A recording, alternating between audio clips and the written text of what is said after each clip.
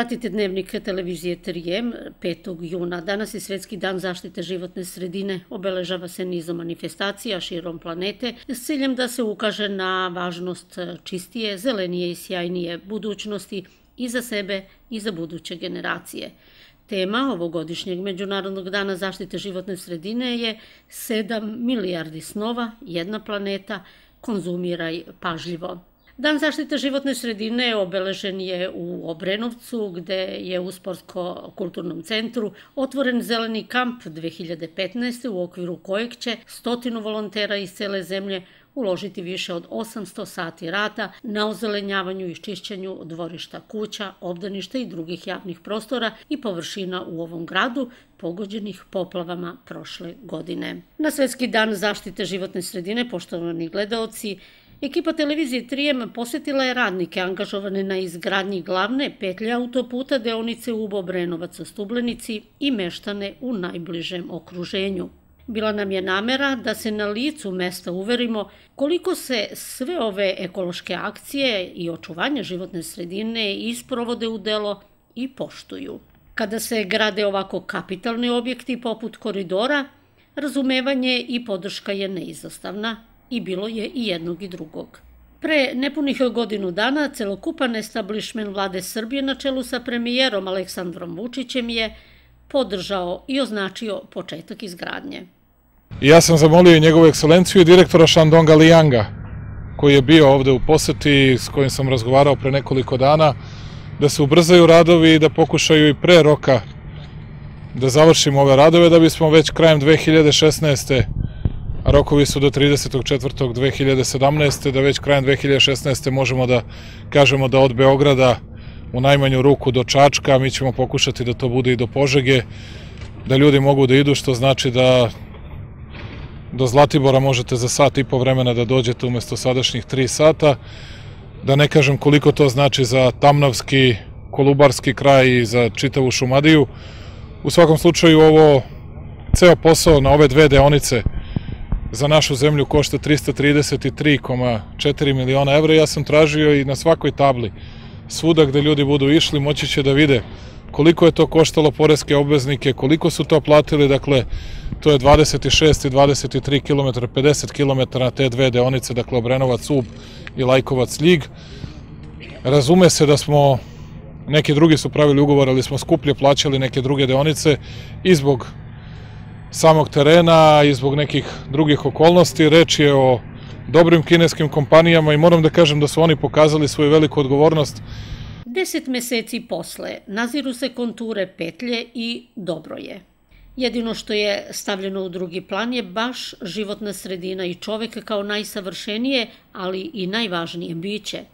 Prvo pitanje koje se nameće je kako se bore meštani na ovoj deonici, koji iz teško razumljivih razloga koja iznose stručnjaci nisu zajedno sa stambenim objektima iseljeni.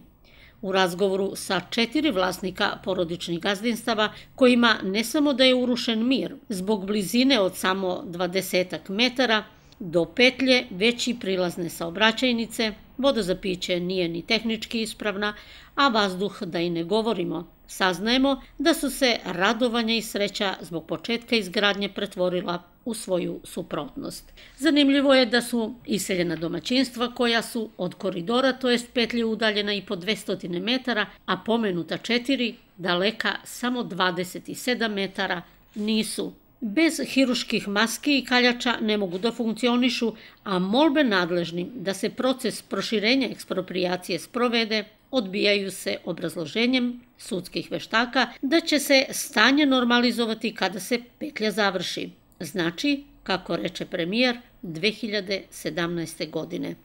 A kako je doživeti?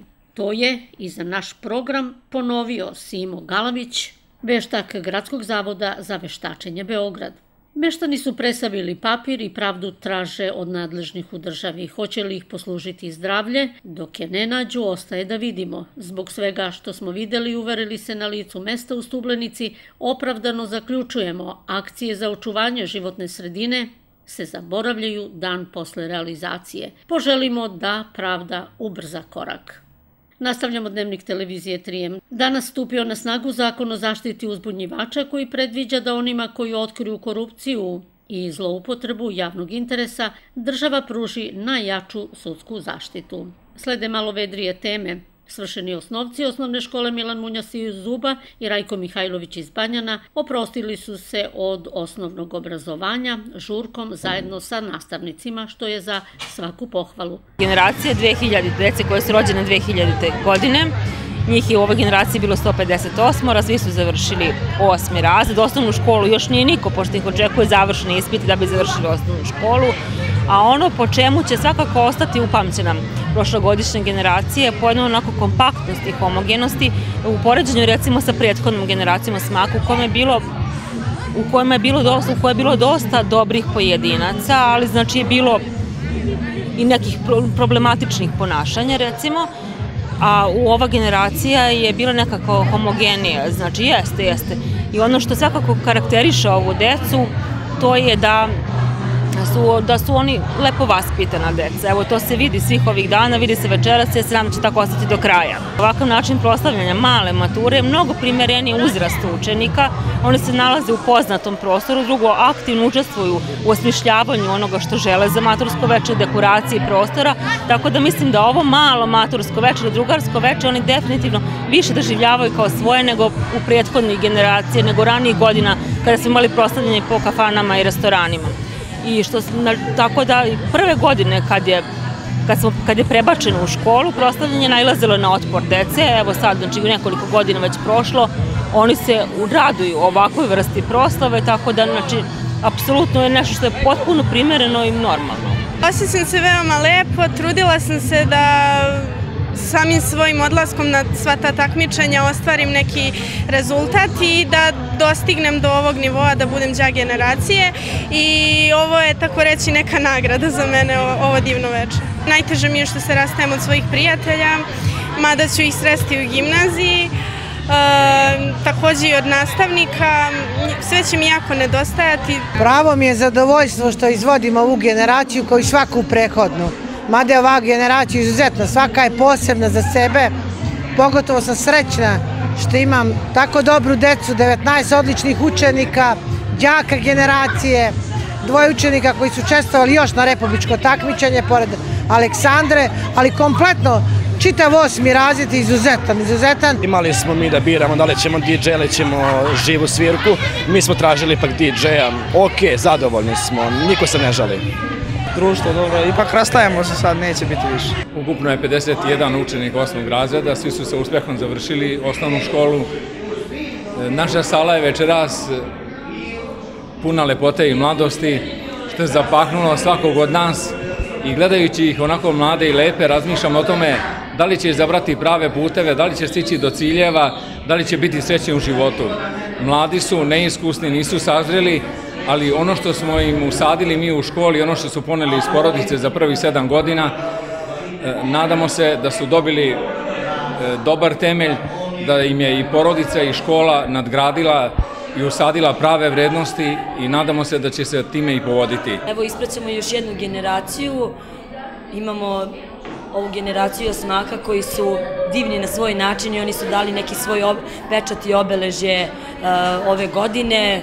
Bilo je tu i nestašluka i primjera dobrog vladanja, postigli su neke zapažene rezultate i ostaće nam u sećanju kao i mnoge druge generacije. Po društvu, nastavnicima i svim avanturama koje smo imali zajedno. Po drugarima, po nastavnicima, po prvim ocenama, simpatijama. Planiram da upisujem gimnaziju jer mi daje sveukupno opšte znanje i daje mi vremena da se opredelim koji bih fakultet da upišem. Provod je divan i drago mi je zato što provodimo divno vreme sa drugarima. Svoje školovanje ću pamtiti po mojim drugarima i divno vreme provedeno sa njima, kao i po nastavnicima i o trenucima posebnim provedenim sa njima. I mališani Upskog vrtića se opraštaju od obrazovne godine lepom pozorišnom predstavom. Nije bilo ni teško ni naporno, deci zanimljivo, duhovito, zaista smo uživali i oni i mi. Najviše najviše će ih pamtiti po tome što su dosledni i što su, kada smo pripremali priredbu Dragani, čuvali tajnu i koleginica nije znala uopšte da se bilo šta sprema. Njih tada 29 je sve vreme između sebe šaputalo kad treba nešto da se dogovore, ali to nikako nije došlo do Dragane. Dinar danas ojačao 0,3% prema evru i zvanični srednji kurs iznosi 120,47 dinara za 1 evro, saopštava Narodna banka Srbije. Očekivane biometeorološke prilike mogu usloviti pojavu uobičajenih tegoba kod većine hroničnih bolesnika. Meteoropatske reakcije su moguće u blagoj formi. Kod osetljivih osoba preporučuje se umerena fizička aktivnost. Vreme danas u Tamnavi bilo je i oblaka i sunca i nešto svežije, to jest 29 stepeni, sutra 31. Pratili ste Dnevnik televizije 3M, Milutina Fajlović i Milica Marković se opraštaju od vas. Hvala na ukazanom poverenju.